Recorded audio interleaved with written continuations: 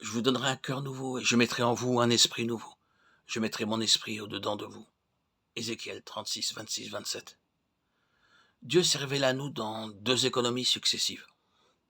La première a été un temps de promesse et de préparation. La seconde est le temps de l'accomplissement de ces promesses. Dans l'une comme dans l'autre, c'est toujours l'Esprit de Dieu qui est à l'œuvre, se manifestant selon le caractère particulier de chacune d'elles. Sous l'Ancienne Alliance, l'Esprit de Dieu descendait à certains moments sur les hommes et agissait en eux du dehors au dedans. Tandis que sous la Nouvelle Alliance, le Saint-Esprit entre en l'homme et demeure en lui, opérant du dedans au dehors.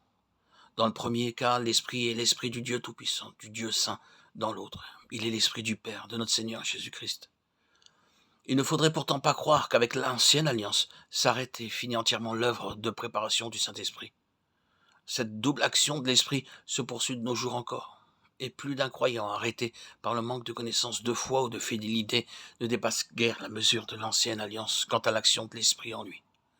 Quoique la présence habituelle de l'Esprit soit promise à tout enfant de Dieu, il se peut qu'il ne s'en tienne qu'à la moitié seulement de cette promesse, qu'il ne réalise que l'Esprit nouveau, c'est-à-dire la régénération, et qu'il ne sache presque rien de l'habitation en nous de l'Esprit de Dieu. Quand l'Esprit vient convaincre de péché, de justice et de jugement, Jean 16, 8, amener à la repentance, à la foi et à la vie nouvelle. Ce n'est encore là qu'une œuvre de préparation, tandis que ce qui caractérise l'économie de l'Esprit, c'est qu'il vient habiter dans le cœur même du croyant, pour lui révéler la présence du Père et du Fils. Il faut que les chrétiens comprennent bien ceci pour pouvoir saisir toutes les grâces qui leur sont préparées en Jésus-Christ.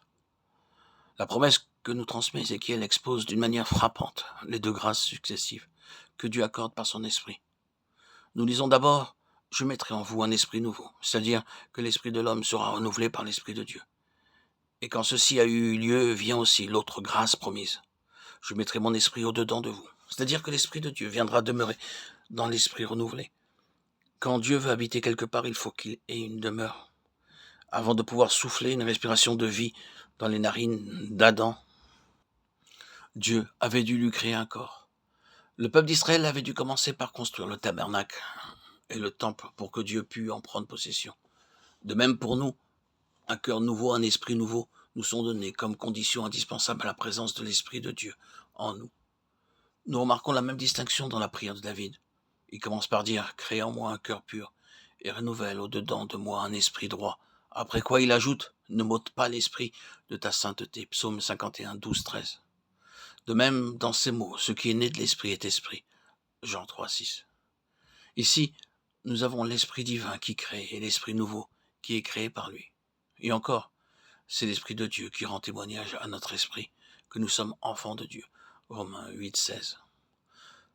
Notre esprit renouvelé devient la demeure du Saint-Esprit de Dieu. Et celui-ci, tout en restant distinct de notre esprit, témoigne en lui, avec lui et par lui.